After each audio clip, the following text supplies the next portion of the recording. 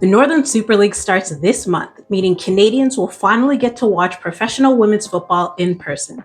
I made my first video on the NSL last June when we only had a few details at the time. But in this video, I'll break down everything you need to know about the league's first ever season, which begins on April 16th.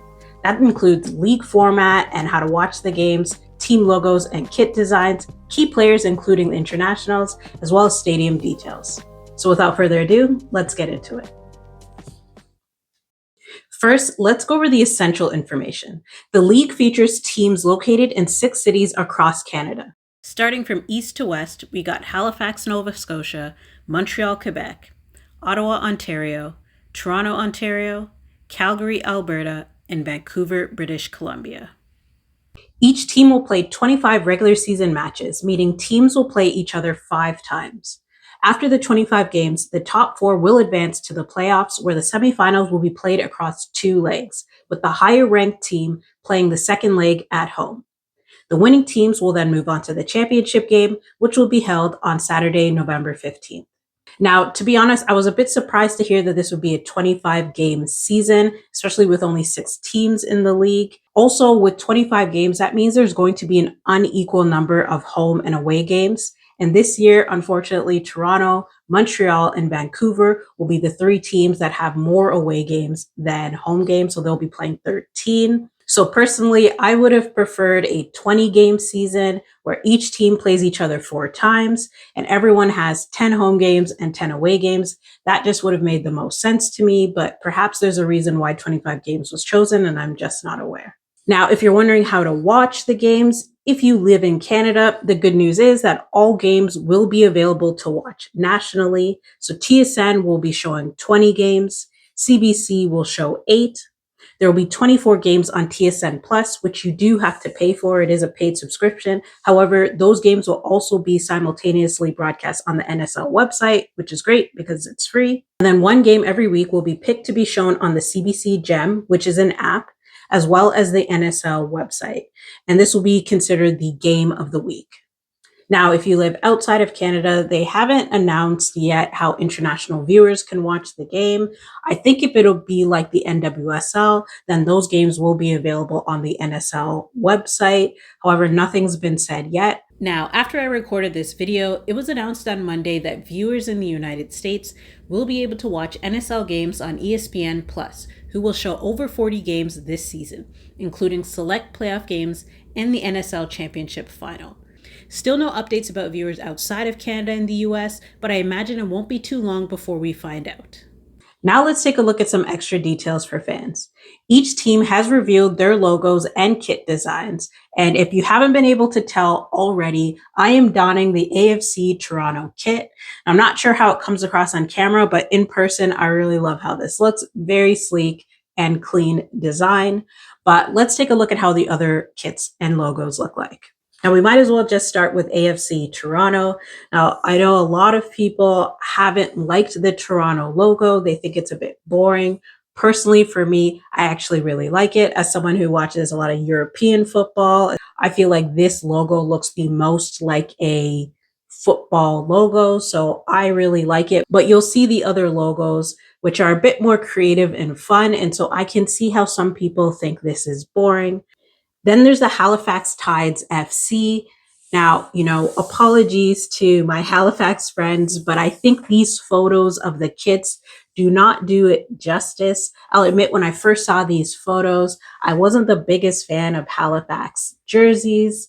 However, I will say that at the end of this section, I'm going to put up a photo that has all 6 jerseys together being worn by a player on each team. And the Halifax kit does look a lot better in that photo. So I think I'm going to give the team the benefit of the doubt and just assume that maybe this photo wasn't the best. Here's the Montreal Roses FC, which for me are actually my favorite in terms of branding. I really like the name Montreal Roses FC. I like their logo and I love their primary colorful kit. So personally, Montreal's branding has been 10 out of 10 for me.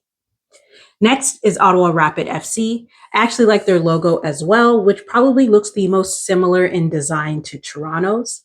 And in terms of the kits, I'm pretty neutral on them. Not the worst, but not really the best, because it looks a little bit plain for me. but still, I don't hate them. Then there's Calgary Wild FC. Now, this is a logo that has been hit or miss for people. Some really like it, while others not so much. For me, as someone who likes a traditional football logo, this one looks a little too cartoonish for me. However, it is fun, it's creative, kind of looks like Angry Birds. So I totally understand how some people really like this. And as for their kits, from far it looks like a plain purple shirt, but as you can see, there's a nice silhouette of letters and the logo on it. I think it's a sneakily nice kit. And finally, the Vancouver Rise FC, who I think did the best job of tying together their team name, logo, and kit into one cohesive design.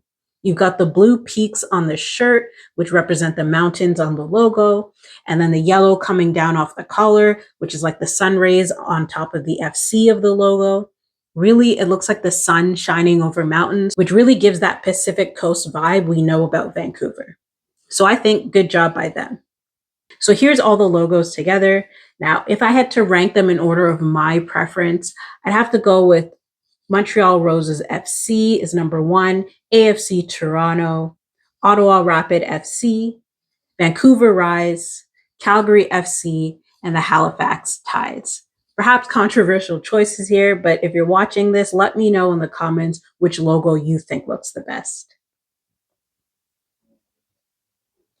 And then here's all the kits together. I think for first season in the NSL, all of these kits look pretty good. But let me know which kit you think looks the best. Now, when it comes to key players and squads, each team can have a maximum of 25 players on their team, as well as up to 8 international players. So obviously, when I hear that, you can only have 8 international players on your team, it means that the majority of the team will be Canadians, which Canada so desperately needs. And some key Canadians have already signed in the NSL. We got Quinn on Vancouver Rise FC, Emma Regan, who is starting to look like one of Casey Stoney's new favorite players, Desiree Scott, of course, the Canadian legend who recently retired from the national team, and Aaron McLeod, another Canadian legend, goalkeeper who also retired but decided to come back and play in Canada. But even despite all of the Canadian players we're going to see, it's been interesting to see where the rest of the league's talent is coming from. Now, as of the recording of this video, there are 38 international players who have joined the NSL. And here's the nationality breakdown of the players in the league. Now, unsurprisingly, Canada's neighbors to the south, the United States, make up the most common country players are coming from, with 16 in total.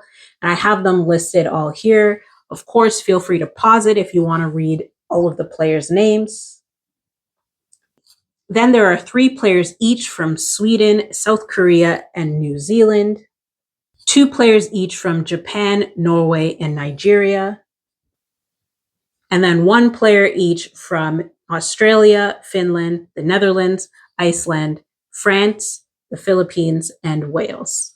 Now let's talk about venues. So each team will play at a stadium with a unique atmosphere, and you'll see that the seating capacity varies quite widely across teams. Now, in my first NSL video, only Calgary Wild Stadium had been confirmed, and we found out that they'd be playing at the McMahon Stadium, a 35,400 capacity venue. The Halifax Tides will be playing at the Wanderers grounds, which holds 6,500 people. Now, one thing to note is that Halifax is one of 2 teams that do have a grass pitch. For the Montreal Roses, interestingly enough, they originally announced that they wouldn't have a home stadium and would be playing their games all across Montreal in their first year. Personally, when I heard that, I thought that it was a bit strange, and it turns out the team decided to scrap that idea and built a stadium at the same grounds that they train at. So they'll be playing at the CS Bois de Berlin, which has a capacity of just over 5,500. Ottawa will play at the TD Place Stadium, which holds 24,000 people. Toronto will play at the York Lions Stadium and has a capacity of 4,000. And lastly, the Vancouver Rise FC will play at the Swangard Stadium, located in Burnaby, BC, which is just outside of Vancouver, and it has a capacity of 4,500. Now, the Swangard Stadium is the other venue that has a grass pitch. But it should be noted that certainly for Montreal, Toronto, and Vancouver, there are larger stadiums in the city that can be used. For example, Vancouver's opening game will be played at BC Place, which can seat up to 54,500 people. Well, there you have it. That was the most essential information you need to know about the Northern Super League, which starts on April 16th.